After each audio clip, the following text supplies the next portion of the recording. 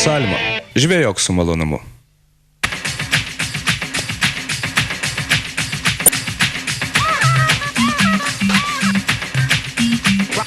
Sveiki visi, žiūrintys laidą Vienam gale kablys. Daugelis meškeriotojai sakė, praėjusį savaitgalį visiškai nekibo, neskaitant stintų. Nekiba tai nekiba, žiūrėsime, kaip šiandien nekibs mums. Iš tikrųjų galvojame, kad kibs bet kokio oro galima kažką tai pagauti, kad ir kaip jis besikeistų šiandien iš šiaurės rytų vėjo. Pats geriausias žvejybų vėjas, geriau namie sėdė. Bet kaip bus, tai bus. Svarbiausiai mūsų rankose kraštai, gera nuotaika, pakankamai storas teninio ledas, didžiulės platybės, apie kurias nieko nesuprantu. O kaip bus visą tai, pamatysite netrukus.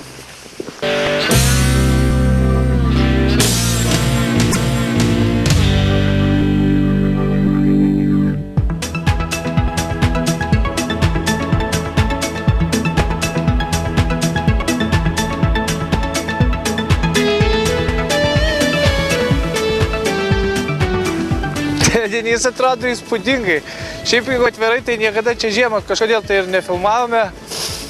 Dar labiau pradžiugino sutiktas meškeriotojas, kuris sakė, kad paskutinį kartą čia gerai kibo prieš 3 savaitės. Turėsime darbą. Tuo labiau, kad vėlgi oras toksai keičiasi vėjas ant marių kuršių. Na, stintas jau rodėme, ešeriam, karšiam galvoju dar šiek tiek anksti.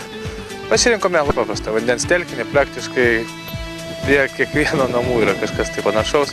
O ką šiandien bus, pažiūrėsim. Gręžti, gręžti, gręžti. Gręžti, gręžti ir dar kartą gręžti. Iš tikrųjų taip yra. Jeigu nori pagauti žuvį, ypatingai dabar, vasario mėnesio pabaigoje, kai siaučia pūgos, kai sniegas, nors atrodo lyg ir pavasarėje, bet nepamirškite, kad po ledu visur mažėja deguonies, ledas storėja, tuo labiau dabar ledas pasidengia sniego sluoksniu pakankamai dideliu, dėl to ir po vandeniu visiškai tamsu. Tamsi, graži naktis, o ten gyvena labai lėtos ir apatiškos žuvys. Dėl to, kaip matėte, prisigrėžėme krūvą kečių ir jas tikriname. Pati idėja tokia, kad bandėme šiandien gaudyti gyliuose, kur 2, 3, 4 metrai neturėjome iš viso nei vieno kibimo per 35 eketės. Vadinasi, žuvis yra kažkur tai pasitraukusios. Belieka galvoti apie sėklius.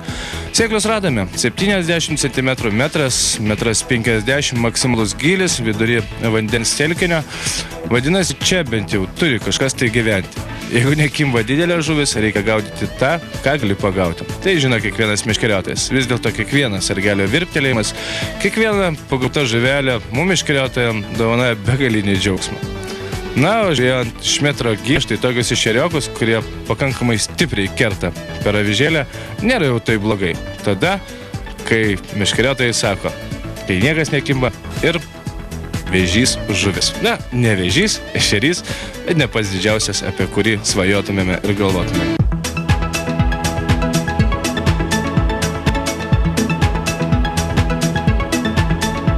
Vienas kitas ešeriokas ir vėl viskas tuščia. Visiškai logiška. Kodėl? Todėl, kad, na, tokiame gilyje ešeriai iš tikrųjų įsibaido. Pagauni vieną kitą žuvelę ir turi žygiuoti prie kitos eketės. Bet yra labai paprastas patarimas kiekvienam mūsų meškeriotojui. Jeigu pagauji vieną kitą ešerioką, įmesk uodo trūklio lervų ir eik prie kitos eketės. Nebūtinai tų uodo trūklio lervų mesti saujomis, bet pavyzdžiui 5-6 uodo trūklio lervas, leidžiančios iš štai tokio gilio eketės viršaus sujaudina vieną kitą žuvį. Teninio giliai šiandien iš ryto nieko mums nedavė. Gali būti, kad ir keičiasi oras ir šiaip praėjusi visą savaitę meškeriotojams buvo neypatingai laiminga, na, kas gaudė stintą, žinoma. Tie ant kuršių marių kažką tai surankėjo, bet kiek teko girdėti ir plateliuose, ir kitose ežeruose, vandens telkiniuose palei Kauną, na, vyrai iš tikrųjų sakė, praėjusi savaitė buvo, ypatingai praėjusi savaitgalis labai prastas. Ką darysim? Svarbiausia, kad mes radome sėklius ir ant sėklių pagavome vieną kitą žuvį. Tai yra svarbiausia, vadinasi, galbūt didžiųjų teninio monstrų gyliuose nepagausime, bet ir tada kalbėsime apie tai, kaip reikia žvejoti sėkliuose. Tuo labiau, kad dabar tas metas, vasario pabaiga, kovas, kai labai daug pačios įvairiausios žuvies, daugelis meškeriotojų gaudys prie ežerų švendrių, ten, kur labai negilu, ir reikia atkreipti dėmesį į tam tikrus, na, galim sakyti, žvejo subtilumus, gudrybės.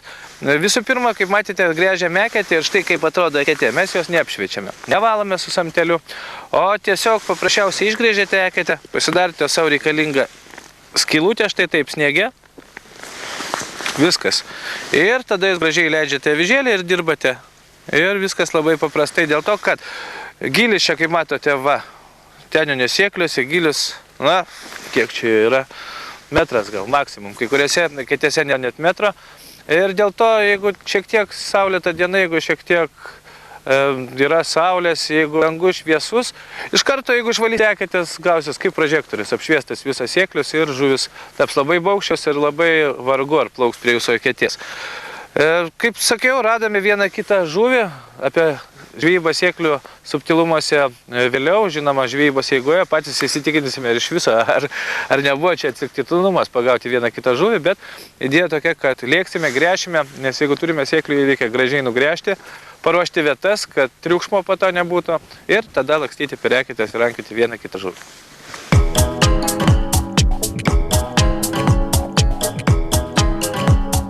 Taip ir yra, gręžiame sėklių, toliau ieškodami pakankamai laimingų žuklės vietų.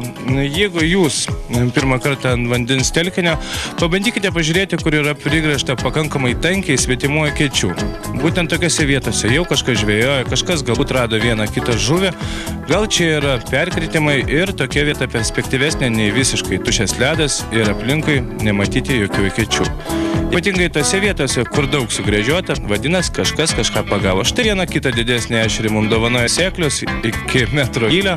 Ir tai yra smagu, kai aplinkui meškeriotojai nepagauna nieko žvejodami gyliuose, o tu vis dėlto kažkaip sugebi priversti žuvį kibti. Priversti žuvį kibti kiekvieną mūsų meškeriotojo reikalas. Tai savotiškas žvejybos menas, na, o šie cukruje, sniege kaip cukrai išvalioti ešeriukai, tai dar tik įrodymas, kad žuvies pagauti įmanoma. Atkreipėme dėmesį į tai, kad, na, kuo daugiau uodo truklio lervų, kuo aktyvesnis žaidimas avižėlė, tikrai pakankamai aktyvus ir greitas purtimas, tuo kibimų turime daugiau. Vadinasi, viskas tvarkoje. Ešerį jų yra, bet ešerį reikia išerzinti. 5-7 minutės tuščias ekerėje ir kraustumės vėl kitą. Žodžiu, žygiuojame, mėtomės iš ten ir pagauname vieną kitą žuvį. Bet jau šiandien iš sėklių nesitrauksime, nes, kaip jau supratote, bandymai gilumoje buvo visiškai bevaisiai ir vėlgi tai kalta, kaip jau sakiau, vadinamoji vasario pabaiga, kovo pradžia, kai ledas storas, kai ledo labai daug sniego, kai ten po vandeniu naktis, žuvis iš tikrųjų ne pačios aktyviausios. Visą tai bus kovo viduryje, jeigu turėsime ledą, tikiu, kad turėsime daugelį Lietuvos vandens telkinių, tada žuvis vėl kibs kitaip, tada vėl kalbėsime apie visai kitą žuklės techniką, jau pavasarinę paleidinę žuklę. Dabar, kai tamsu, kai niūru, belieka dirbti, aktyviai kratyti ir bandyti sugauti štai vieną kitą kepamą ešerį. Tai yra svarbiausiai.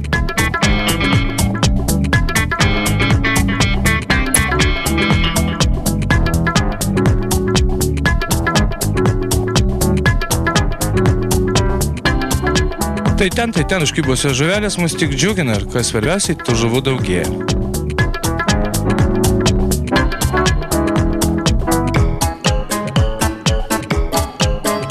Taip atrodo, tos mūsų žuvys šiandien, nieko čia stebuklingo nepagavome, vieną kitą, na, tokį rimtesnį, galima pasakyti, ešerioką, kažką tai panašaus į ešerį.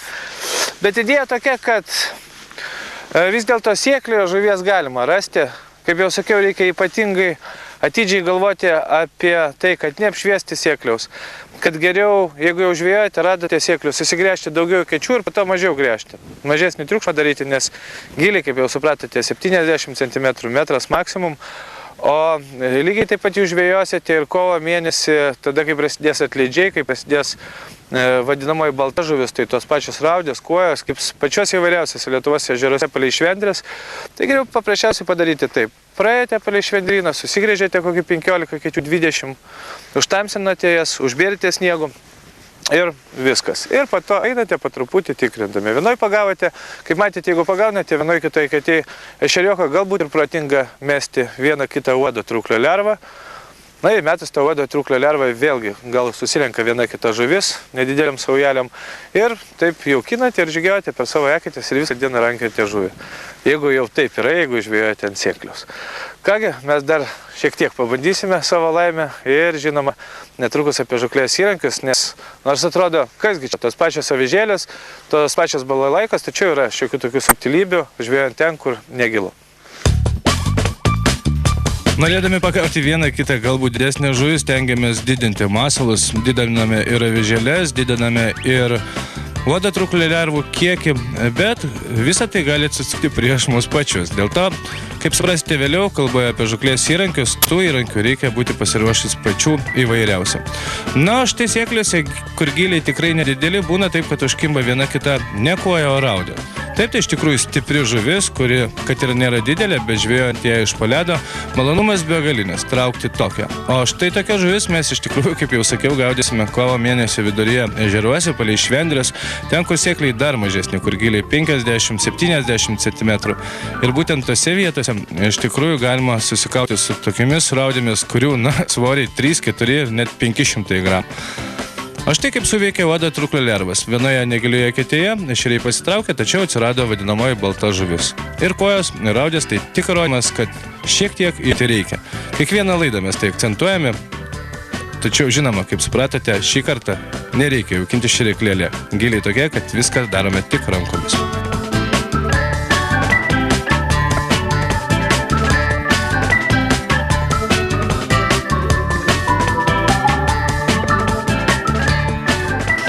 Apie žuklės įrankius labai greitai, nes turime toliau dar gaudyti ant tos sėkliaus, kokias mes naudojame. Iš ties, žiūrint, ko kas nori. Būna taip, kad sėkliuose žuvis pradžiai kimba aktyviai, po to, žinoma, apsigauda, šiek tiek berite uodatrūklio lervų ir jos tampa pakankamai atsargios, pakankamai baugščios. Dėl to reikėtų turėti 2 variantus įrankių. Štai vienas iš tokių mano mėgstami, tai pakankamai grubus sargeliai, sukti sargeliai, kurie, kaip matote, jie duoda labai greitą išvirpinimą ešeriui ir tai dažniausiai pasiteisina, kai tie ant sėkliaus praeidinėjant per pirmas antras eketės, 1-2 ratą, tada susirenka tie stambesni egzemplioriai. Šiandien nebuvo jų ten ypatingai stambių, bet idėja tokia, kad tada nebijau didelės avižėlės ir nebijau storo valo. Viena iš mano mėgstamų avižėlių, štai šita salminė su raudonu tašku. Kodėl? Todėl, kad jinai, tokia varo ešeriui agresiją. Antras dalykas, ir jinai plokščiai yra planeris, ne valframas. Vėlgi, kai visą laiką akcentuodavom, kad reikia valframo, tai žvejojant ten, kur negilu, kur seklų metras gilis, valframas visiškai nebūtinas. O štai tie avižėlė plokščia, kai jie virpinė, jinai dirba ne tik šokinėje kaip valframas, aukštyn žemyn, tačiau šonas, taip pat dirba ir šonai. Tai turbūt vienas iš esminių dalykų, kad suerzinti pakankamai didelį ešerį. Ir jeigu ruošiatės gaudyti didesnius ešerius, tai atkreipkite dėmesį štai tokias švininės avižėlės, raudona akim, gali būti su geltona akim, ešerio vadinamoji akis, bet gerai, kad ji būtų siaura. Tada ji dirba į visas pusės ir puikiai vilioja žuvį. Kaip matėte, šiandien taip pat naudojau pakankamai didelę avižą, daug masalo dėjau ir vadinamosius pinkus, tai yra mažas musės lervas, dėjau po 7 uodatrūklio lervas ir kad koks buvo kibimas prastas, tačiau žuvis vis dėlto susivėlioja. Bet atėjo tas laikas, kai reikėjo pradėti galvoti apie tai, kad lyg tai nebėra ant sėkliaus žuvies ir tada mums teko paimti visai kitas meškeres. Tada jau lavsaniniai sargeliai, kurie švelniai stuks į dugną, po truputį pakelia avižėlę nuo dugno. Nėra tokie agresyvus, labai jautrus kiekvienam žuvies prisilietimui ir buvo tokių kibimų, kad ešeriokai vos virpteldavo sargelį kirti, arba nėra, arba yra visai neblogas ešerys. Neblogas šios dienos kibimo atveju. Dėl to kartais reikia nusigrybauti nuo 12 mm storio valo iki 80 mm. Ir bandyti turėti pačių vairiausių avižų. Ir labai mažų, smulkių tada, kai žuvis tikrai neaktyvios, galbūt tamsesnių spalvų pavasariop, iki iš tikrųjų, galingų avižų norint pagauti pakankamai didelę žuvį pačioje pradžioje žuklės. Taip, kad atkreipkite dėmesį, štai mūsų tokios labai paprastas rekomendacijas. Mes pratęsime savo žuklę. Ir dar vienas, kas svarbiausia, visą laiką žvejojant sėklioje stabdis, meškerėlės turi būti atveržtas. Niekad nežinot, kokią dydžią užkimba žuvis ir jeigu iškimba, iš karto stabdis turi prasisukti. Nes jeigu tik didesnis ešerys 200 gramų, jeigu bus stabdis už metro giliai, bus tekšt ir nebėra. Tęsime. Tokie šiandien mūsų pamąstymai apie poledinę žuklę tada, kai žuvis nekimba. Kai kibo, o pavyzdžiui būna tokių vandens telkinių, kur nustoja visiškai. Kągi daryti meškeriotojai? Belieka galvoti apie tai, kad vieną kitą ešerioką galima sugauti ten, kur atrodo visiškai vieta neperspektyvi. 70 cm metras, nors šalia perkritimų ir 1,5 metro ir 2,5, tačiau žuvis ten nesilaiko. Kągi, belieka gręžti sėklių, ieškoti vietų, lakstyti per eketes ir pagauti žuvį. Pagauti žuvį, patikėkite bičiuliai, visada įmanoma. Įmanoma, tik reikia tam geležies gabalėliui, tas, kur guli ten apačioje, kurį iššokdinote, įkvėpti gyvybės. Ir žuvis pasiduoda. O tai mums meškeriotojams svarbiausia. Malonumas, sargelio linktelėjimas ir puikiai praleistas laikas ant ledo.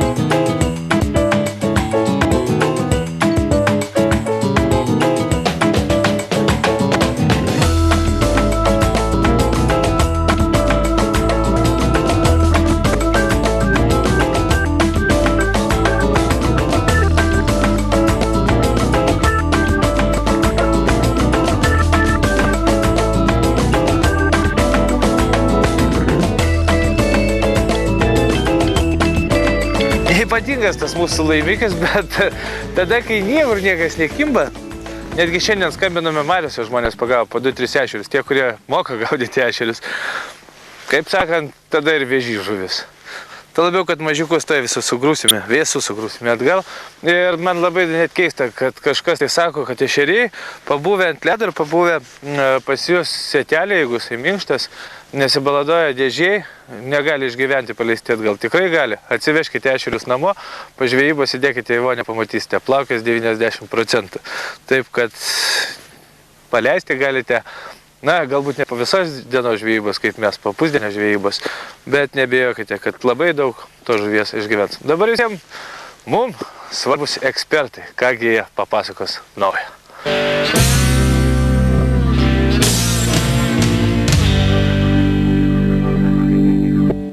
Metas ekspertų patarimam. Šalia manęs, kaip visada, Viktoras Armalis, su kuriuo mes jau pakankamai ilgai bendraujam. Žmogus, kuris rašo begalę straipsnių apie įvairiausius žūklės įrankius, kuris domisi, kuris daug ilgiau kišęs nosį į spaudą, internetą ir įvairiausių žūklės įmonių ir firmų katalogus. Ir Viktorai, iš tikrųjų, reikalas toks, kad meškeriotojai dažniausiai rinkdamiesi aprangą įvairiausiam žūklėm sąlygom turi begalę klausimų. Koks turbūt, na, tu daug rašai, tavęs daug žmonės klausia, kokį dažniausiai gauni klausimą apie žūklės aprangą. Dažniausiai gaudamas klausimas yra pats paradoksaliausias. Ar turi žeminę, nu, tiesiog klausia, ar jūsų kostiumas peršlampa žeminis, ar ne? Ir aš visada atsakau taip, ar dažnai žiemą lyja? Lyja retai labai. Retokai lyja. Todėl faktiškai žeminė apranga, va, ta, kurią mes, sakysim, čia dėvime dabar, turi visai kitokias funkcijas. Pademonstruoti galima paprastų pavyzdžių. Aš tai turiu pirštinės, ar ne? Pageidaujam, kad jos neperšlaptų, ar ne? O kontaktuojam su vandeniu, tai daugiausia rankomis, ar ne? Nu, būna šlapdriba. Šitą aprangą, sakysim, Norfino Extremo kostiumėlis, nu, jis 3000 mm į 1 kvadratinį centimetrą sulaiko. To pilnai per bet kokią, nu, šlapdribą užtenka, ar ne? Jeigu pradės lyti, nu, tai vis tiek jūs žinosite prognozę ir pasimsit kokį nors lietpaltį. Arba nevažiuosit į žūklę, nes bus labai slidus ledas. Nevažiuosi į žūklę per lietų, niekada. Buvau porą kartų. To labiau poledinė žūklė, nu, su lietum tikrai yra nesmagi. Tai vat labai paprastai sprendžiamas kostiumas. Klausimas. Šitą, reiškia, šiltas vidus, ar ne? O ta, kur kontaktuoji su žuvim, yra gera impregnuota natūralia oda. Žuvį paėmė, nu taip, čia bus gleivėta, visa kita, bet vidus visą laiką bus sausas. Lygiai taip pat ir su žeminė Norfino apranga. Jinai yra skirta nuo vėjuko, jinai kvėpuoja, kad jūs nesuprakaituotumėt, nu ir atlaiko tam tikrą, sakykime, lietutį. Tam tikrą kritulių. Šlapdriba bet kokiu atveju atlaiko, nu, o jeigu jūs ją norėsite dėvėti vasarą, kai yra ten vėlyvą rudenį, tai geriau yra rinktis rudeninę, sakykime. O šitą pasilikti, taip, jos yra visiškai neperšlampamos. Ir gamintojai, beje, nekelia savo tokią uždavinę. Mes galvojam, kad turi būti universalus, jie kaip tik kelia, kad mums būtų lengviau, kad mes šaltį gerai jaustumėmės, kad mus neperpustų ir galvoja taip, jog žiema nelyja. Va taip, gamintojai galvoja, o mes tengiamės niekada su jumis nepapulti žvejoti per lietų. Jeigu papuolėme per lietų, yra krantas, o krante dažniausiai būna tam tikrų pastatų, kuriuose galima praleisti laiką vietoj lietaus. Dėkui, Viktorai.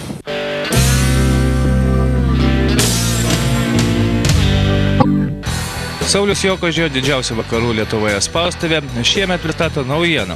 Įsirinkite ir padarykite kalendorių pats savo. Asmeniniai kalendoriai kiekvienam su įspūdingiausiamis gyvenimo akimikomis. Daugiau www.kalendoriai.lt.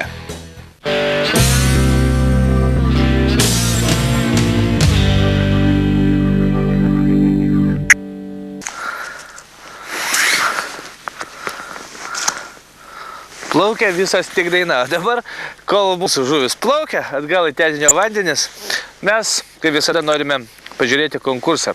Pagavai paleisk, dar kartą kartoju konkurso sąlygas. Pagavote žuvį, paleidote, nufotografavote arba nufilmavote. Gerai būtų, kad vis dėlto būtų fotografijos ir atsiuntėte į mūsų laidą. Mūsų laida kartu su Sauliaus Jokožio spaustuvė, kaip žinote, organizuoja šį konkursą. Ir visi, kurie sudalyvauja mūsų konkurse, papuls į labai gražų didelį albumą Pagautas ir paleistas Lietuvos žuvis. Didžiausias pagautas ir paleistas Lietuvos žuvis. Gali būti bet kokia žuvies rūšis. Svarbiausia, kad mes matytumėme nuotrauką su laimikiu ir kaip jis plaukia atgal į vandenį. Tai yra svarbiausia. Tokia idėja. Norime išsaugoti didžiausias mūsų Lietuvos žuvių reproduktorius, kad jos būtų gyventa vandenyje ir kiti jas galėtų pagauti. Pagautas ir paleistas naujosios žuvis. Artūras Ruzas sugavo 40 cm kiršlį Dzūkijos upelį ir pasakė jam ate. Upėtakis sugautas Gintauto Masiulio iš Vilniaus 35 cm taip pat gyvena savo stichijoje. Aurimas Čepulis ir jo paleistas Salatis.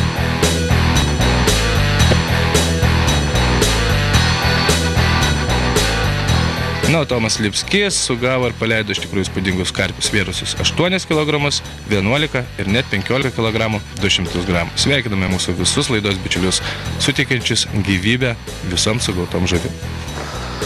Viskas, ką norėjom parodyti šioje mūsų laidoje, prigrėžėm begalį kačių. Baisu pažiūrėti. Atrodo, kaip tankai kokie pravažiavom.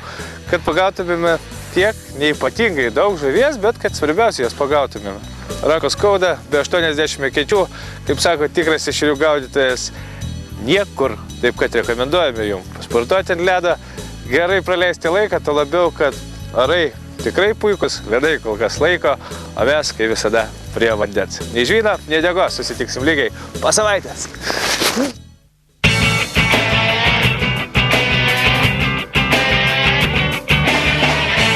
Salma. Žvejok su malonumu.